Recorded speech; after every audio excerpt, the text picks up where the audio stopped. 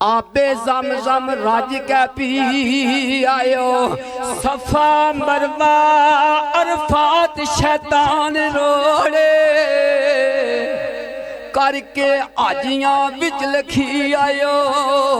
ए आदावा इंसान सरदार साइया दसो रब दा करके की आयो। दसो रब दा करके की आयो। कुत्ता नफ्स जिसनों अल्लाह ने पाक महबूब फरमाया है नफ्स इंसान दा कुत्ता है। सुनो बाबे साईं सरदार ए जिहड़े कम लोकन जिन्हां दे असीं हथ चुमदे आ पैर चुमदे आ ए शैतान कोल बचांदे सन। बाबा जी की लिखदे ने ए कुत्ता नफ्स दुध ईमान चटै अंदर कोल जे साईं ना खला होवे उस जिनस ताई बट्टा लग जांदा है जिस दे विच कुछ खोट या रला होवे। पाका नाल जिस वास्ता पालिया उस दे हथ वजूद दी कला होवे। हथ जोड़ कै साईं सरदार कहंदा मेरी गल समझी तेरा भला होवे। मेरी गल समझी तेरा भला होवे। जिन्ना लाला दी जान पछाण करनी पहला पत्थरां दा कारोबार करदे। पहला पत्थरां दा कारोबार कर दे। कारवान पिछे जिना सफर करना पहला राबता नाल कतार कर दे। चोल फुल्लां दी भरन दी तलब जिना पहला खारा दी कलम तैयार कर दे। ए मिलना रब लू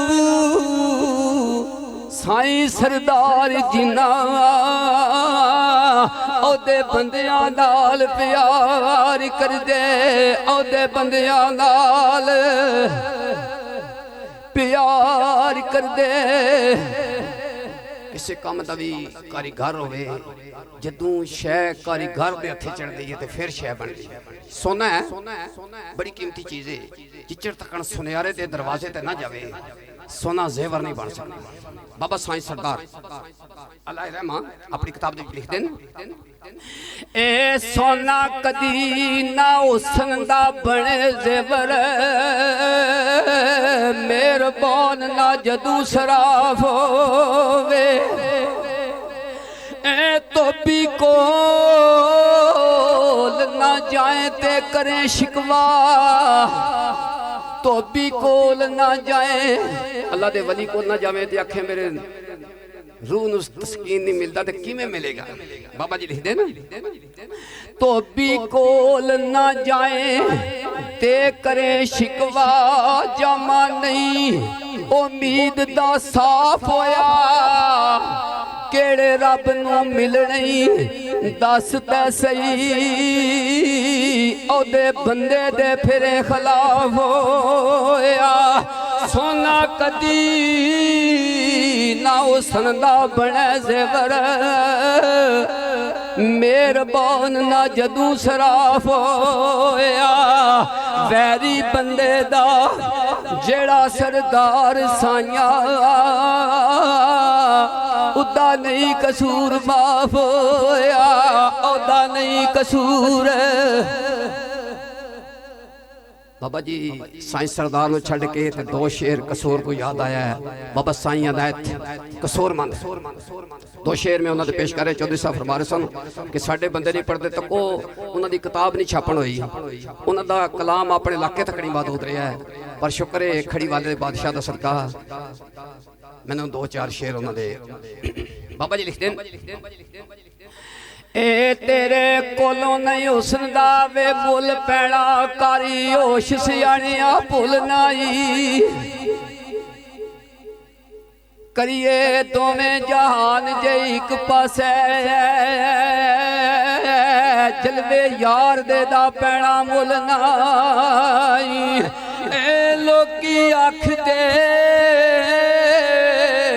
सिरा तू यार मिलदा उन्हां सिरा दे बनने पुल नाई औथे दिलै दी लोड़ कसूर मंदा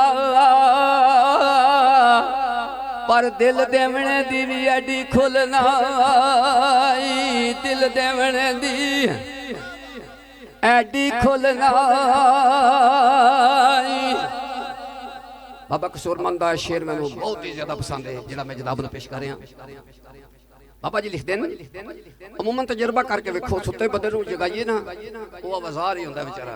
बाबा जी लिखते हैं ए सुता उठ के कोई नहीं खुशी होंदा बड़े सुते जगा के वेखिया मैं कुत्ते जिया नहीं वफादार कोई सुके टुकर भी पा के वेखिया मैं बुआ खसमां दा छड़ के नहीं जांदा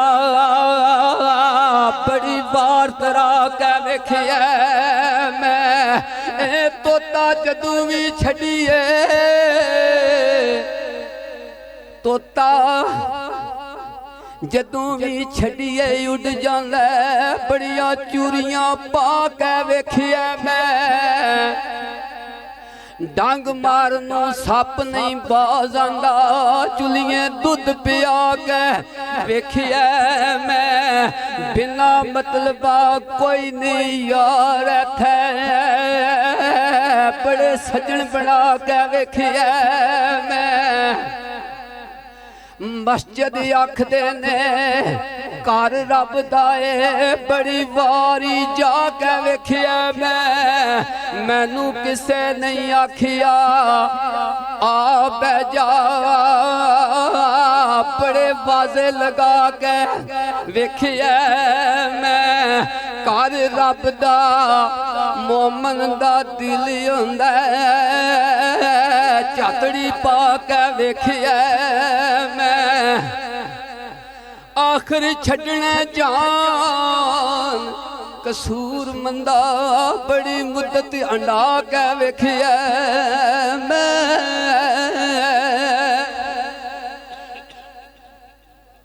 चंद